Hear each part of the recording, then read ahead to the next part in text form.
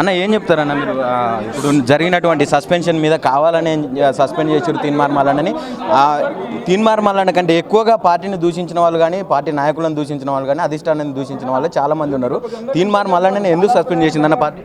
అంటే ఒకటి ఏం చేస్తామనంటే, తీన్మార్ మల్లన్న బీసీలకు న్యాయం జరగాలని, బీసీలకు హక్కులు రక్షించబడాలని గట్టిగా పోరాటం చేస్తున్నాడు. కాబట్టి సహజంగానే అప్పర్ క్యాస్ట్లో ఉన్నటువంటి వాళ్ళు ఈ బీసీ ఉద్యమాన్ని తొక్కిపెట్టాలి, బీసీ ఉద్యమాన్ని ఖతం చేయాలనేటువంటి ఆలోచనతో నాకు నోటీసులు ఇవ్వడం జరిగింది. అందుకు అది మంచి జరిగింది. నేను ఫ్రీగా బీసీల కోసం వర్క్ చేసుకోవడానికి ఒక స్వేచ్ఛాయుత వాతావరణం ఏర్పడ్డది. అన్న ఇప్పుడు షోకాజ్ నోటీసులకు రెస్పాండ్ అవ్వకపోవడానికి కారణం ఏందన్న? అది సస్పెండ్ కావాలని చెప్పి మీకు నిజంగానే ఉందా? ఇప్పుడు ఒక అబద్ధానికి రిప్లై ఎట్లా ఇచ్చుకుంటాం, అబద్ధానికి రిప్లై ఎట్లా ఇచ్చుకుంటుంటాం.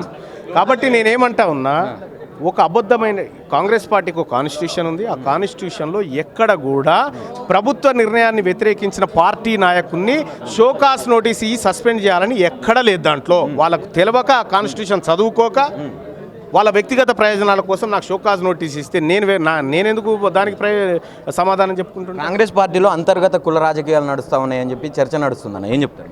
అది ఇయ్యాలున్నదా? వెనకటి నుంచి కాంగ్రెస్ పార్టీ పుట్టినప్పటి నుంచి ఉన్నది అది కుల రాజకీయాలు అనేది. నెక్స్ట్ తీర్మానం మల్లన్న అంటే ఏదైనా పార్టీ పెట్టబోతుందా, లేకుంటే వేరే మన చంద్రబాబు దగ్గరికి పోతుందా అని చెప్పి చర్చలు నడుస్తూ ఉన్నాయి. నేను బీసీ ప్రజల దగ్గరికి పోతా ఉన్నా, ఎవరి దగ్గరికి పోవట్లేదు. తెలంగాణ రాష్ట్రంలో బీసీ ఉద్యమ నిర్మాణం కోసం మా ప్రయత్నాలు చేస్తా ఉన్నాం, అటువైపుగా పోతాం. Thank you.